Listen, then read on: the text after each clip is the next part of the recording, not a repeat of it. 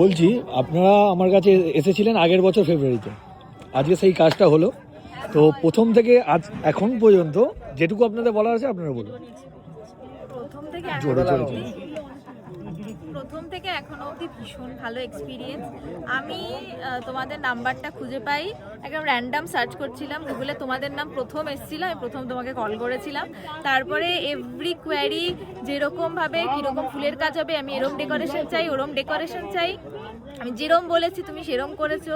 Venue দেখানো থেকে নিজের মতন তুমি ডেকোরেশন নিয়ে কিভাবে কি করতে হবে, এবং আজকে যে সারপ্রাইজগুলো ছিল আমরা তো টোটালি একদম মানে মানে কি বলবো, ভীষণ সারপ্রাইজ হয়ে গেছে, আমাদের কোনো আইডিয়া ছিল না।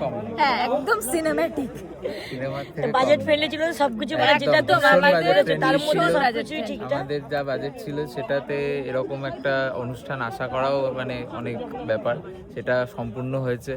আর আমি স্পেশালি বলতে চাই যে অরিন্দম দাকে আমি এই দুদিনে যা কিছু নিয়ে কল করেছি, অরিন্দম দা একটা সামান্য কিছু বাদ দেয়নি, একটা কিছু না, মানে একটা সামান্য সলতে রাত 11টার সময়তেও এনে দিয়েছে।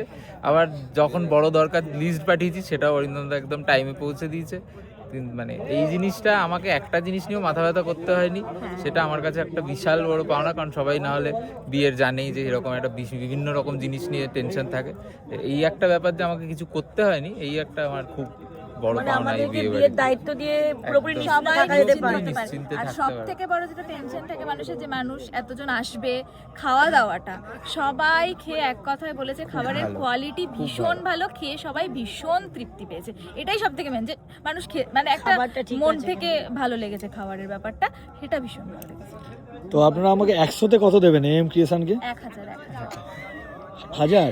বাহ, thank you, good night, congratulation. Thank